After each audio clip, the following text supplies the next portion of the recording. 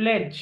Yes sir, कल मैंने इसका इंट्रोडक्शन आपको करा दिया था कि सर प्लेज क्या होता है, कि सर जब बेलमेंट को अपन एक चीज दूसरे आदमी के पास में इसलिए रखाते हैं for the purpose of giving security, then it is known as the contract of pledge. तो pledge is a sort of bailment itself for the purpose of giving security either for repayment of a debt or for performance of a promise। ठीक है, कौन कौन parties होती हैं कि sir baler को इधर पावनर बोला जाता है या प्लेजर बोला जाता है, और बेली को इधर पावनी बोला जाता है या प्लेजी बोला जाता है। ठीक है, ये ध्यान रखिएगा।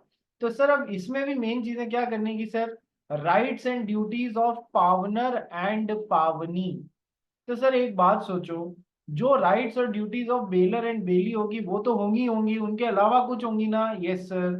तो ऐसा। और एक टॉपिक इसके अलावा करना है, प्लेज बाय नॉन ओनर्स। कई बार कुछ ऐसे जने होते हैं जो जो कि ओनर नहीं होते हैं, फिर भी वो चीजों को प्लेज कर सकते हैं। जिन्होंने वीडियो ऑन नहीं किया उनसे रिक्वेस्ट है कि एक बार अपने अपने वीडियोस ऑन कीजिए। ठीक है सर। आइए तो sir let us start with the definition of bailment. Sorry, not definition of bailment, let us start with the pledge. Special contract pledge. Yes sir, pledge is a bailment of goods as security. ये जो highlighted portion है ना, ये keyword है। Pledge is a bailment of goods as security for payment of a debt or for performance of a promise. Yes sir, we know that पावनर and पावनी दो parties होती हैं। बेलर को ही पावनर, बेली को ही पावनी बोला जाता है, और प्लेजर और प्लेजी भी बोलते हैं। ठीक है sir. Example, lending of money against security of jewellery. ठीक है, ये हमने कल भी कर लिया था। अब अपन चालू करते हैं essentials of a contract of pledge. जैसे बिलमेंट के असेंशियल एलिमेंट्स थे, वैसे ही प्लेज के भी असेंशियल एलिमेंट्स होते हैं। सबसे पहला है कि sir pledge is a special kind of bailment for the purpose of security. तो सर चूंकि ये बेलमेंट है, तो इसमें सारे असेंशियल एलिमेंट्स ऑफ बेलमेंट आने ही चाहिए। क्या क्या पढ़े थे essential elements of a bailment अपन ने? जिया जैन बता सकती है?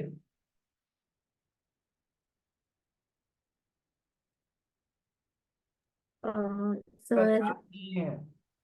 तेरे बिहाफ पे मैं ही बोल दूं सर, याद नहीं है? हम्म। हाँ भाई कासट बता। Sir at least to parties and ये क्या at least to parties all essential elements of contract. और यस मुंदड़ा। वो होता है ना, बैड एसेंशियल्स ऑफ कॉन्ट्रैक्ट होना चाहिए, पर्पस होना चाहिए, उसके अलावा रिटर्न बैक द गुड्स होना चाहिए, और there must be delivery of goods. Yes, return back और डिस्पोज ऑफ भी होना चाहिए। तो ये सब पढ़े हुए हैं अपन ने, तो वो सारे होने चाहिए। तो सर बेलमेंट जैसे ही प्लेज भी होगा सर, क्या कि सर वापस जब पर्पस पूरा हो जाए, यानी कि उसने आपका लोन रिपेमेंट कर दिया या जिस चीज के लिए सिक्योरिटी दी थी वो काम पूरा कर दिया है, तो अब आपको भी तो गुड्स या तो रिटर्न बैक या dispose of as per the directions of the pledger करना ही पड़ेगा। Yes sir. ओके सर, यदि एग्जाम में आ जाए ये कि explain the essential elements of a contract of pledge, तो ये तो लिखना ही है कि since pledge is a kind of bailment, इसलिए बेलमेंट के सारे एसेंशियल एलिमेंट्स यहाँ पर भी लगेंगे। पर केवल इतना लिख के छोड़ नहीं देना है। If in exam essentials of pledge come, then mention all the points of bailment as well, वो भी मेंशन कर देना। क्या टाइम लगेगा? थोड़ा सा टाइम लगेगा, ये बात ध्यान रखना। ठीक है। Now what is the purpose of bailment which is pledge? कि sir security. Subject matter of pledge क्या है? कि सर गुड्स है। pledge is possible only for existing goods। Sir जब अपन सेल ऑफ गुड्स एक्ट पढ़ेंगे तो वहां पर अपन गुड्स क्या होते हैं और टाइप्स ऑफ गुड्स करके एक टॉपिक पढ़ेंगे। ठीक है, वहां पर टाइप्स ऑफ गुड्स कैसे होते हैं कि सर एक तो होते हैं एग्जिस्टिंग गुड्स, दूसरे होते हैं कंटिंजेंट गुड्स, तीसरे होते हैं फ्यूचर गुड्स। ठीक है सर। तो अब सर एग्जिस्टिंग गुड्स वो जो इधर के हिसाब से समझ लो जो अभी एग्जिस्टेंस में हाथ में है, ठीक है। So pledge is possible only for existing goods. जो गुड्स ही आपको फ्यूचर में मिलने वाला है, क्या आप अभी उसको किसी के पास में जाके प्लेज या गिरवी कर सकते हो? नहीं सर, जो हमारे पास है ही नहीं उसको हम जाके कैसे कर सकते हैं, ठीक है। And delivery of goods from pledger to pledgee is another aspect की सर, जैसे वहां पर गुड्स बेलर टू बेली जाने चाहिए, वैसे ही प्लेजर टू प्लेजी भी गुड्स जाने चाहिए और वापस आने भी चाहिए, या तो वापस आएंगे या डिस्पोज ऑफ होने चाहिए, ठीक है। Next, let us understand now, start with the rights and duties of पावनर and pawnee. सबसे पहला है rights of pawnee. Sir pawnor कौन? जो गुड्स को देता है एज अ सिक्योरिटी। पावनी कौन? जिसके पास में गुड्स एज अ सिक्योरिटी आता है फॉर आइदर रीपेमेंट और for the purpose of performance of promise, as a security towards performance of promise, ठीक है। Let us understand rights of pawnee. Pawnee के राइट्स क्या क्या है? सबसे पहला, right to retain the pledged goods for payment of debt और performance of promise. Sir इसके लिए तो कर ही सकता है, क्योंकि भाई एक्स ने यदि वाई से लोन लिया है 10 लाख रुपए का, और बदले में इसने अपनी कार को यहाँ पर प्लेज कर दिया कि जब मैं लोन दूं वापस चुकाऊं तभी मेरी कार मेरे को वापस देना। Okay sir.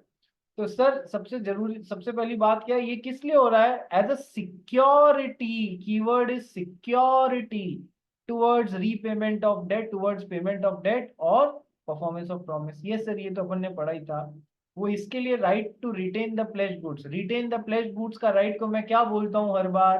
फिजिकल पोजेशन अपने पास में रख लेने को कि sir right of लियन। Yes sir, इसके लिए तो रख ही सकता है सर। इंटरेस्ट ऑफ डेट के लिए भी वो प्लेज्ड गुड्स पे राइट ऑफ लियन एक्सरसाइज कर सकता है। 10 लाख रुपए पे 10% प्रति साल का ब्याज लग रहा था, तो 1 लाख रुपए बचा हुआ है, वो इसको पेमेंट करना है। 1 लाख रुपए इसको पेमेंट करना है, वाई को एक्स को। और तो सर उसके लिए भी वाई को एक्स को नहीं, सॉरी एक्स को वाई को और 1 लाख रुपए का पेमेंट करना है, तो उसके लिए भी वाई उन्हीं गुड्स के ऊपर, प्लेज्ड गुड्स के ऊपर अपना राइट ऑफ लियन एक्सरसाइज कर सकता है। एंड तीसरा, for all the necessary expenses incurred for possession और preservation of the pledged goods. Sir कई बार उन प्लेज्ड गुड्स को के पोजेशन के लिए या प्रिजर्वेशन के लिए आपको कुछ खर्चा भी करना पड़ता है, जो कि सही में जरूरी होते हैं। तो सर उस खर्चे के लिए भी आप उन प्लेज्ड गुड्स को अपने पास रख सकते हो। फॉर एग्जाम्पल, हमारा दर्श जैन है। यस सर, दर्श जैन गांव में रहने वाला मोथा है। मोथा मतलब गांव का वासी है। उसको पैसे की जरूरत पड़ी तो उसने मनी लेंडर की तरफ गया। उसको बैंक वैंक कुछ पता नहीं है। मनी लेंडर बोला क्या गिरवी रखेगा जो मैं तेरे को पैसे दूं? दर्श जैन ने बोला मेरे पास में दो काउज हैं, मेरे पास में 2 गायें हैं, वो मैं गिरवी रख देता हूँ आपके पास में, और आप मुझे उधार दे दो, जब मैं चुकाऊं तब मेरी गाय वापस दे देना। Okay done. तो sir money lender debt amount के लिए, प्रिंसिपल अमाउंट के लिए, है ना, प्रिंसिपल अमाउंट के लिए प्लस इंटरेस्ट अमाउंट के लिए प्लस उन गायों के रख रखाव पे, चारे पानी पे, देख रेख पे जो भी खर्चा हुआ है उस एक्सपेंसेस के लिए विच वर नेसेसरी, अननेसेसरी नहीं, necessary expenses for those two, for जो बोला ना, फॉर पोजेशन और प्रिजर्वेशन ऑफ प्लेज्ड गुड्स, उनके लिए जो भी है उस खर्चे के लिए भी ये 10 जन की गायों को अपने, तीनों चीजों के लिए 10 जन की गायों को अपने पास में रोक के रख सकते हैं। क्लियर हो गया? First right of pawnee, right to retain the pledged goods for these 3 things. Second, right to retention of subsequent debts. Aarush Mundra पढ़ना इसको, ये थोड़ा सा हाँ टिपिकल पॉइंट है, ये थोड़ा सा टिपिकल पॉइंट है, इसको ध्यान से समझना। right to retention of subsequent debts, section 174. The pawnee shall not, in the absence of a contract to that effect, retain the goods pledged for any debt or promise other than the debt or promise for which they are pledged, particularly lien only, and cannot use as security for earlier transactions. But such contract, in the absence of anything to the contrary, shall be presumed in regard to subsequent advances made by the Pavani. That is, for subsequent transactions, general lien can be exercised for same goods pledged earlier. ये बहुत ही अजीब सा point है, पर अब है, पढ़ना पड़ेगा अपने को। क्या बोलता है ये पॉइंट? देखो, मान लो ये प्लेजर है मिस्टर एक्स और ये प्लेजी है मिस्टर वाई। ओके सर, अब प्लेज पहला गुड्स नहीं, पहला ट्रांजैक्शन हुआ एक्स और वाई के बीच में, जहां पर वाई ने इसको 10 लाख रुपए दिए थे और ब्याज समेत 11 लाख रुपए लेने की बात हुई थी। ये कब ट्रांजैक्शन हुआ? मान लो 1/1/2026 को, ठीक है सर। दूसरा ट्रांजैक्शन हुआ एक्स और वाई के बीच में, जहां पर वाई ने एक्स को अगेन 5 लाख रुपए दिए और ये बदले में उनको 5.5 लाख रुपए ब्याज देने का बात किया। ये ट्रांजैक्शन हुआ 1/3/2026 को, ठीक है सर। तीसरा ट्रांजैक्शन हुआ एक्स और वाई के बीच में, अगेन सर इधर से इधर 12 लाख रुपीस का लोन दिया गया और इधर से इधर ब्याज समेत वापस 13 लाख 14 लाख रुपए चुकाने की बात हुई। ओके सर, ये हुआ 1/5/2026 को। अब इन 3 डेट्स की सहायता से समझना पॉइंट क्या है। कहा सर, ध्यान कहाँ है? सर सर पापा का मैसेज आया था, टिफिन लेके आए थे इसलिए। ओके ओके, खाओ भाई, बिना खाए दिमाग नहीं चलेगा, ठीक है। पहले पेट पूजा फिर काम दूजा। आ जाओ कि सर ये पूजा कौन है? आरुष मुंदड़ा पूछ रहा है मेरे से, हु इज दिस पूजा? आ जाओ नेक्स्ट। तो सर अब इन डेट्स की सहायता से समझना, the pawnee shall not in the absence of a contract to that effect retain the goods pledged for any debt or promise other than the debt or promise for which they are pledged। Sir जब तक कि contract में कुछ otherwise नहीं है, देखो shall not, पावनी जिसके पास में गुड्स गिरवी रखा गया है, shall not in the absence of contract to that effect, यदि इस तरीके का कॉन्ट्रैक्ट नहीं बनाया है तो ही shall not retain the goods pledged for any debts or promise other than the debts or promise for which they are pledged। यानी कि यदि इस वाले ट्रांजैक्शन में स्पेसिफिकली सेकंड एग्जांपल का ही क्यों, सेकंड डेट का ही सहारा क्यों ले रहा हूं, ये तुमको एग्जांपल में आगे समझ में आएगा। सर यदि इस सेकंड ट्रांजैक्शन में वाई एक्स ने अपनी कार वाई के पास में गिरवी रखा दी है, तो सर उस कार पे पर्टिकुलर लियन होगा, ठीक है। उस कार पे पर्टिकुलर लियन होगा। जाके ले आना डब्बा भाई, हाँ उसके लिए रुकना मत। चलिए नहीं सर, वो नीचे रख दिया। ओके चलो आ जाओ। सो पावनी शेल नॉट रिटेन, एक बार कॉमा से कॉमा को खा जाओ और ऐसे पढ़ो। लॉ को पढ़ने का तरीका ये होता है कि पहले तो कॉमा से कॉमा को खा जाओ और अगले सेंटेंस से जोड़ के पढ़ो, फिर बाद में बीच में कॉमा से कॉमा लगा के वापस पढ़ो तो समझ में आएगा। द पावनी शेल नॉट, यहाँ कॉमा है भाई, छुप गया। The pawnee shall not retain the goods pledged for any debt or promise other than the debt or promise for which they are pledged. यानी कि क्या बोल रहा है, पर्टिकुलर लियन का राइट ही होता है पावनी के पास में। अब बीच में क्या बोल रहा है, the pawnee shall not in the absence of a contract to that effect, जब तक कि अदरवाइज कॉन्ट्रैक्ट नहीं है तब तक retain the goods pledged for any debt or promise other than the debt or promise for which they are pledged। मतलब क्या, particularly and only and cannot used as security for earlier transactions। Sir जिस समय transaction number 2 हुआ उस समय earlier transaction क्या था? Earlier transaction transaction number 1 था। क्या ट्रांजैक्शन नंबर 1 के अंदर कोई सिक्योरिटी दी गई थी? चलो मान लो दी गई थी, कोई स्कूटर वूटर रख दिया या कोई दूसरी कार, कार नंबर 2 रखी हुई थी, यहाँ कार नंबर 1 है। ओके सर, अब लोन नंबर 2 या ट्रांजैक्शन नंबर 2 के अंडर जो कार मिली हुई है, क्या उसको उसके उसके ऊपर मतलब उसको उसके पहले वाले ट्रांजैक्शंस में भी सिक्योरिटी जैसे काम में ले सकता है? आंसर है शेल नॉट। उससे पहले वाले ट्रांजैक्शंस के लिए नहीं ले सकता है, उससे पहले वाले ट्रांजैक्शंस के लिए नहीं ले सकता है। यानी कि बोल क्या रहा है, पर्टिकुलर लियन। लेकिन सर अब नेक्स्ट सेंटेंस पढ़ोगे तो दिमाग की नसें खुल जाएंगी क्या। But such contract in the absence of anything to the contrary shall be presumed in regard to subsequent advances made by the pavani, that is for subsequent transaction generally and can be exercised for same goods pledged earlier। Sir समझना। अब अब ये समझो, मान लो transaction number 1 में कुछ भी गिरवी नहीं रखा गया था और हो रहा है ट्रांजैक्शन नंबर 2। ट्रांजैक्शन नंबर 2 में कार गिरवी रखी गई, कार प्लेज करी गई। तो लॉ क्या बोलता है, इस पे राइट ऑफ पर्टिकुलर लियन होगा। ये पहले वाले ट्रांजैक्शन में भी सिक्योरिटी जैसे ये कार काम में नहीं ली जा सकती। लेकिन सर ये जो लोन दिया हुआ है, ये लोन दिया हुआ है और इसमें जो भी सिक्योरिटी मिली हुई है, ये इसके बाद के हुए हुए ट्रांजैक्शंस के लिए एज अ सिक्योरिटी यूज करी जा सकती है। यानी कि इस पे राइट ऑफ जनरल लियन होगा। अब समझ में आया। जिस टाइम सिक्योरिटी दी जा रही है बेसिकली तो उस पर पर्टिकुलर लियन होगा, यानी कि उससे पहले वाले ट्रांजैक्शंस के लिए ऑटोमेटिकली ये car as a security use नहीं करी जा सकती है। ठीक है। बट इसके अदरवाइज कॉन्ट्रैक्ट नहीं है तो इसके बाद में जो लोन्स चल रहे हैं ना उनमें डायरेक्टली इसको यूज लिया जा सकता है, यानी कि बाद के ट्रांजैक्शंस के लिए जनरल लियन होगा। क्या ये बात समझ में, दिमाग में, भेजे में फिट हो गई। यस सर, इस पे एग्जाम में आने की प्रोबेबिलिटी रह सकती है। मैंने बोला था ये टिपिकल है। और पहले तो लोन आपने ऐसे ही दे दिया था भाई, फर्स्ट वाला लोन आपने बिना सिक्योरिटी के दे दिया था। अब सेकंड लोन में सिक्योरिटी दे रहा हूं तो ऑटोमेटिकली थोड़ी ना आपको फर्स्ट लोन में दे दिया, हो सकता है यहाँ पर सेकंड के बाद में रुक जाए।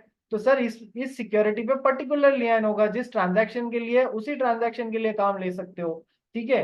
लेकिन सर यदि कॉन्ट्रैक्ट अदरवाइज नहीं है, अब इसके बाद में कोई तीसरा लोन दिया जा रहा है, वहां ऑटोमेटिकली इस सिक्योरिटी पे जनरल लियन हो जाएगा यदि कॉन्ट्रैक्ट अदरवाइज नहीं है। आ गया समझ में, आ गया समझ में सबको। श्रेया बियानी, दिशी अग्रवाल। दिशी अग्रवाल कल कहाँ घूम रहे थे।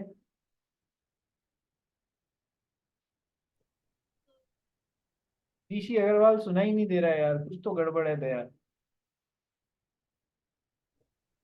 हाँ सर, मेरा कुछ तो काम था, मैं देखूंगी आज वीडियो। सर मैं बताना नहीं चाहती हूँ, कुछ तो काम था, पब्लिक प्लेटफॉर्म पे नहीं बताऊंगी आपको। ठीक है। बेचारा 10 जन तो बोल ही गया सर मैं बीमार हूँ, आगे मत पूछना। बीमार को ज्यादा बीमार नहीं बनाते हैं। ठीक है। और जश शाह तो हमारा जश शाह ही है, कल पूरे एग्जाम्पल्स में जश शाह ही छाया हुआ था। ठीक है, चलो आ जाओ next. Next is rights to extraordinary expenses. Right to extraordinary expenses, section 175। Aarush Mundra पढ़ इसको। Right to extraordinary expenses, section 175. Bounty entitled to receive from the pawnee extraordinary expenses incurred for the preservation of the pledged goods, but he can only sue the pawnee for such expenses and cannot retain the goods towards extraordinary expenses. Compare section 173 and Section 175. 175 for expenses. ठीक है। 173 में अभी अपन पढ़ के आ रहे हैं कि sir necessary expenses के लिए वो रिटेन कर सकता है गुड्स को, लेकिन एक्स्ट्रा ऑर्डिनरी एक्सपेंसेस के लिए pawnee entitled to receive from pawnor extraordinary expenses incurred for preservation of the pledged goods. ठीक है। ये भी राइट है उसका कि सर नेसेसरी एक्सपेंसेस तो नेसेसरी है, गाय गाय के जिंदा रहने के लिए करने ही पड़ते हैं, वो वसूल सकते हो, उसके लिए रख सकते हो क्या गुड्स पे फर्दर लियन। यस सर रख सकते हैं। लेकिन सर एक्स्ट्रा ऑर्डिनरी एक्सपेंसेस भी रिसीव कर सकते हो क्या। हाँ सर कर सकते हैं, but he can only sue the पावनर for such expenses। ऐसे एक्सपेंसेस के लिए वो पावनर के ऊपर केस कर सकता है, but cannot retain the goods towards extraordinary expenses। यानी कि एक्स्ट्रा ऑर्डिनरी एक्सपेंसेस के लिए मान लो एक्स वाई ने एक्स को लोन दिया, बदले में इसने अपनी जो भी है गाय है, कार है, जो भी है रखा दी। ठीक है सर। सर गाय के ऊपर नेसेसरी एक्सपेंस हुआ। Yes sir. क्या वाई एक्स से वसूल सकता है नेसेसरी एक्सपेंसेस। Yes sir. क्या उसके लिए माल के ऊपर पर्टिकुलर लियन या फिजिकल पोजेशन रोक के रख सकता है। यस सर, बिल्कुल रोक के रख सकता है। अब बात करते हैं अपन एक्स्ट्रा ऑर्डिनरी एक्सपेंसेस की। एक्स्ट्रा ऑर्डिनरी एक्सपेंसेस की, एक्स्ट्रा ऑर्डिनरी एक्सपेंसेस जो नेसेसरी नहीं थे, over and above the necessary किए गए, क्या उनको भी ये वसूल सकता है? हाँ सर, वसूल सकता है। लेकिन क्या उनके लिए पर्टिकुलर लियन एक्सरसाइज किया जा सकता है? नहीं सर। तो फिर रेमेडी क्या है? यदि सामने वाले ने नहीं दिए तो आपको माल तो देना पड़ेगा। आप एक्स्ट्रा ऑर्डिनरी एक्सपेंसेस के लिए माल पे पर्टिकुलर लियन एक्सरसाइज नहीं कर सकते हो। तो रेमेडी बस इतनी सी है, you can sue him for your extraordinary expenses. Court decide करेगा उसका क्या करना है, बट आप माल को रोक के नहीं रख सकते हो, प्लेस्ड गुड्स को रोक के नहीं रख सकते हो फॉर एक्स्ट्रा ऑर्डिनरी एक्सपेंसेस। क्या ये बात समझ में आ गई? Yes sir, yes sir. Example से समझते हैं। देखो सर, एक्स ने वाई से कुछ लोन लिया था, बदले में इसने अपनी काऊ यहाँ पर प्लेज कर दी। ओके सर, काऊ प्लेज कर दी तो काऊ का जो जनरल खाना पीना है वो तो नेसेसरी एक्सपेंसेस है। Yes sir. डॉक्टर के एक्सपेंसेस हैं, ये भी नेसेसरी एक्सपेंसेस हैं। अब जो वाई था उसको थोड़ी ज्यादा ही दया आ गई या उसको थोड़ा ज्यादा ही मन कर गया, तो उसने क्या किया, काऊ का जो भी एक्स्ट्रा ऑर्डिनरी स्पेशल चेकअप करा लिया किसी बाहरी डॉक्टर से बुला के, उस पे फालतू के पैसे खर्च कर दिए, या उसको लगा करने चाहिए तो उसने कर दिए। ओके सर, जो कि अच्छा भी था लेकिन नेसेसरी नहीं था। क्या उसके लिए रोक के रख सकता है? हाँ सर, रोक के नहीं रख सकता, मांगने का अधिकारी है वो खर्चा, लेकिन रोक के नहीं रख सकता है वो। कोर्ट में उसके ऊपर स्यू कर सकता है, केस कर सकता है फॉर दोस एक्स्ट्रा ऑर्डिनरी। ठीक है, चलिए नेक्स्ट। तो 173 और 175 में डिफरेंस समझ में आ गया ना? यस सर, आ गया। तो पावनी के 3 राइट्स पढ़ लिए अपन ने। क्या कि सर सबसे पहला है right to retain the pledged goods for these 3 things. क्या right to extraordinary expenses होता है? हाँ सर होता है, लेकिन रोक नहीं सकते। Next, right to retention of subsequent debts. Sir पहले वाले के लिए आप पर्टिकुलर लिया नहीं होता है, जनरल लिया नहीं होता है, लेकिन उसके बाद वाले के लिए यदि कॉन्ट्रैक्ट अदरवाइज नहीं बोलता है तो सेम सिक्योरिटी जो है वो जनरल लियन की तरह काम में ली जा सकती है। Next, pawnee's right where pawnor makes default. Sir pawnor ने डिफॉल्ट कर दिया, या तो उसने लोन का पेमेंट नहीं किया, या फिर अपना सिक्योरिटी या फिर अपना प्रॉमिस पूरा नहीं किया जिसके लिए सिक्योरिटी रखी गई थी। तो यदि उसने डिफॉल्ट कर दिया तो पावनी का क्या राइट है? पढ़ भाई। Pawn is right where pawner makes default, section 176. If the pawner defaults in repayment of debt or the performance, pawnee has the following rights: right to sue plus right to retain the pledged goods. Pawnee may bring a suit against the pawner regarding the debt or promise, plus retain the goods pledged as a collateral security. Right to sell the goods. Pawnee may sell the goods pledged on giving the pawner reasonable notice of the sale before selling. Sale made without such notice is void. Wonderful point, question आ सकता है इस पे। ये जो point है ना, point number B, इस पे 100% मैं एग्जामिनर होता तो मेरा मन करता मैं क्वेश्चन दूं इस पे। क्या है, यदि पावनर ने डिफॉल्ट मारा है, पावनर ने यदि डिफॉल्ट मारा है लोन रिपेमेंट में या परफॉर्मेंस ऑफ प्रॉमिस में, तो सर पहला राइट तो है कि आप उन गुड्स जो प्लेज्ड गुड्स हैं उनको अपने पास में रख सकते हैं रिटेन करके, और अपने पैसे के लिए उसको स्यू कर सकते हैं। ठीक है, ओके डन। लंबी प्रोसेस है, चलती रहेगी केस करने के बाद में। ठीक है, पर वो उन गुड्स को अपने पास में रख सकते हैं। अब मैं होता तो बोलता यार कौन इन पचड़ों में फंसेगा, कौन केस करेगा, इससे अच्छा है जो सिक्योरिटी है उसको बेचो ना। Yes sir.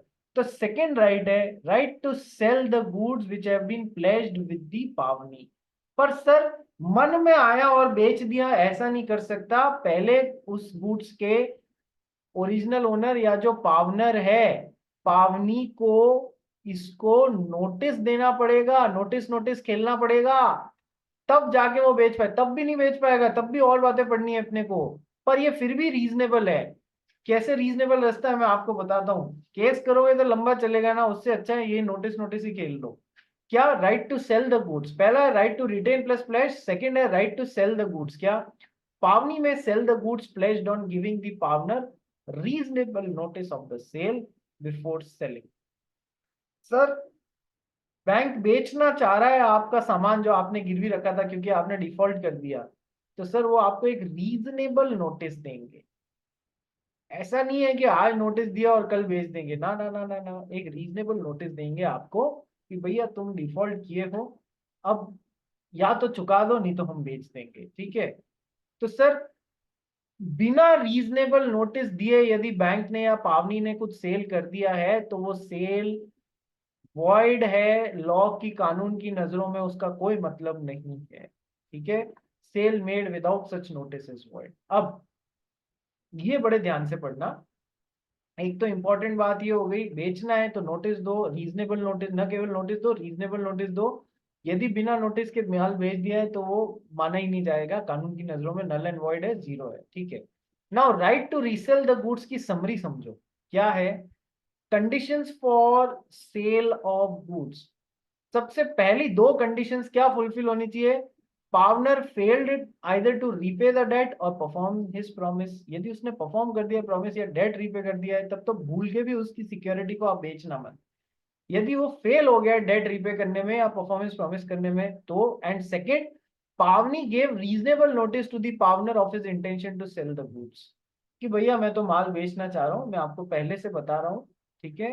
आपने यदि इतनी इतनी तारीख तक मेरा बकाया पैसा नहीं चुकाया तो मैं फिर माल बेच दूंगा, ठीक है। Now effect of sale of goods. Now यदि सही तरीके से माल बेचा है, गलत तरीके से बेच दिया विदाउट रीजनेबल नोटिस दिए तो वो तो नल एंड वॉइड है, ठीक है। बट यदि सही तरीके से बेच रहे हो, प्रॉपर नोटिस नोटिस देके बेच रहे हो, तो फिर क्या होगा। यदि sale proceeds is less than the amount due, मांगते थे 10 लाख, उस प्लेस्ड गुड्स को बेच के मिले 8 लाख, लेकिन प्रॉपर तरीके से रीजनेबल नोटिस दे के बेचा था और मिले 8 लाख, तो सर क्या होगा फिर। 2 लाख रुपए कहाँ से लाएंगे, नोटिस देके बेचा था ना, पावनी में recover deficit from the partner, 2 lakh रुपए के लिए केस ठोक के रिकवर करेंगे उससे, प्रॉपर राइट है अपना, पूरे 10 लाख रुपए नहीं वसूले। Second, if the sale proceeds is greater than the amount due, बेचने पे चाहिए थे 10 लाख, मिल गए 11 लाख, 1 लाख रुपया एक्स्ट्रा मिल गया, तो क्या करना पड़ेगा। सर पावनी शेल पे द सरप्लस टू पार्टनर, वो जो 1 लाख रुपया एक्स्ट्रा मिला है ना वो पार्टनर को देना पड़ेगा। बात समझ में आ गई, बात समझ में आ गई या नहीं आई। यस सर, पर प्रॉपर नोटिस दिया तो ही, नोटिस नोटिस खेला तो ही ये काम होगा, अदरवाइज तुमको पता है, मान लो हमारे आरुष मुंदड़ा ने बैंक से लोन लिया, ओके सर, कोई चीज यहाँ पर प्लेज करवाई उसके लिए, ओके सर,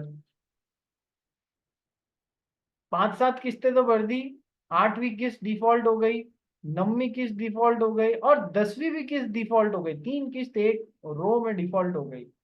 बैंक ने नोटिस दे दिया यहाँ पर, या तो अपनी किस्तें भरो, अगले 1 महीने के अंदर रीजनेबल नोटिस दे रहे हैं आपको, नहीं तो हम आपका ये माल जो आपने प्लेज किया है ये बेच के अपना पैसा और इंटरेस्ट और नेसेसरी जो भी है चीजें वो वसूल लेंगे, ठीक है। क्या क्या वसूल लेंगे कि सर पैसा वसूल लेंगे, इंटरेस्ट वसूल लेंगे और उस गुड्स को रखने में जो भी नेसेसरी एक्सपेंसेस इनकर हुए हैं ना वो भी वसूल लेंगे, ठीक है। तो बिल्कुल सही तरीके से चल रहा है बैंक, नोटिस इसीलिए देता है, बिना आपको नोटिस दिए उसने बेच दिया यदि आपका प्लेस्ड गुड्स तो क्या होगा सर, आप जाके कोर्ट में केस कर दोगे under the Indian Contract Act. Pledge में मना किया गया है कि बिना नोटिस के आप माल बेच नहीं सकते हो, ठीक है। तो सर फिर वो सेल बैंक की नल एंड वॉइड हो जाएगी, ठीक है। चलिए, क्या ये समझ में आ गए सबको, राइट्स ऑफ पावनी, राइट्स ऑफ पावनी समझ में आ गए सबको। यस सर, बिल्कुल समझ में आ गए। अब अपन चलते हैं टुवर्ड्स राइट्स ऑफ पावनर, जिसने माल गिरवी रखा है to as a security towards repayment of debt और towards performance of the promise. Let us understand the rights of the pawner. Pawner कौन होता है sir, bailor of goods. So all the rights of bailor of goods pawner के भी पास में होंगे। Yes sir होंगे। Sir जो भी राइट्स वहां पढ़े थे ना वो याद कर लेना एक बार, ठीक है। उसके अलावा क्या होता है, right to redeem the goods. यदि पावनर ने अपना पेमेंट ऑफ डेट कर दिया या परफॉर्मेंस ऑफ प्रॉमिस कर दिया है पेमेंट ऑफ डेट कर दिया है या परफॉर्मेंस ऑफ प्रॉमिस कर दिया है, तो क्या उसका राइट नहीं होता है गुड्स को रिडीम कर लेने का, to recover back the goods? Yes sir, बिल्कुल होता है। यदि उसने पेमेंट या परफॉर्मेंस दे दी है तो वो अपने गुड्स को वापस रिकवर कर सकता है। सेकंड पॉइंट पर Aarush मोटड़ा। If a time is stipulated for repayment of debt or performance of promise, and pawner defaults at stipulated time, he may redeem the goods pledged at any subsequent time before the actual sale of them. But in that case, he must also pay any additional expense which arose from his default. If a time is stipulated for repayment of debt, कोई time बोला हुआ है कि sir अगले 11 महीने, 12 महीने, 15 महीने में आपको पूरा डेट रीपे करना है, या अगले 5 महीने, 6 महीने में आपको परफॉर्मेंस देनी है प्रॉमिस की, and the pawner defaults at stipulated time, वो नहीं कर पा रहा है, he may redeem the goods pledged at any subsequent time before the actual sale of them, but in that case he must also pay any additional expenses which arose from his default. Sir मतलब समझो इस बात का, कितनी powerful line है ये। अरे लोग चले कैसे गए? श्रेया कर्नावट, जिया वोरा, जिया जैन, खुशबू, खुशबू आजियानी, कहाँ चली गई तू? हाँ सर। ये मैं क्या सुन रहा हूँ? मुंबई से बैंगलोर चले गए। हाँ सर, इधर कॉलेज लिया है। वंडरफुल भाई, वंडरफुल।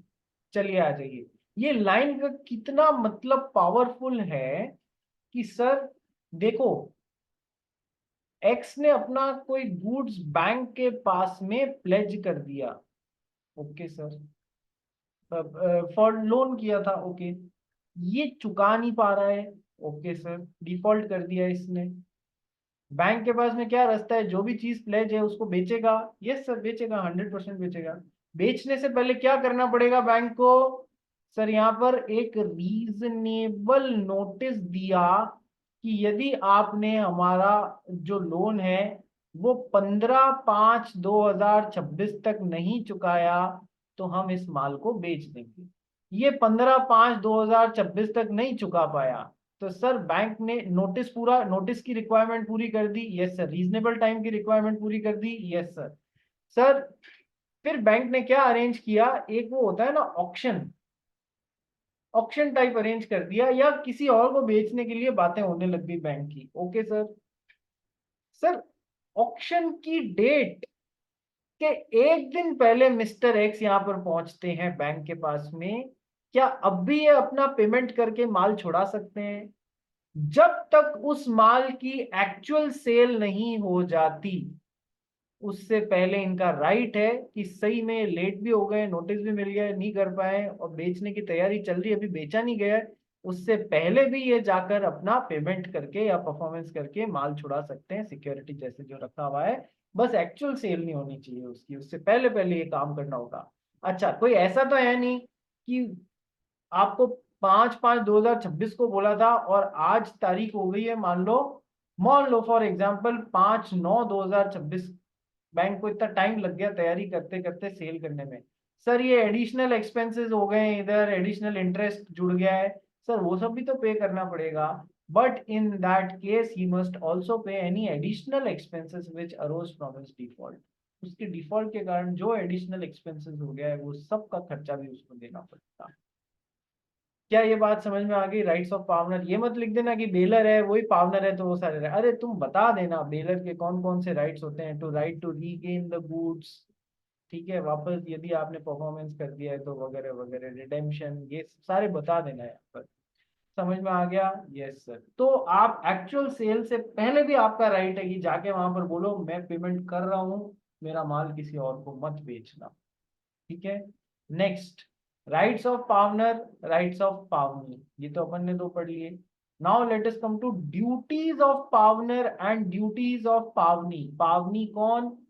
बैंक समझ लो या कोई और समझ लो जिसने लोन दिया था या जिसको परफॉर्मेंस देनी है प्रॉमिस की।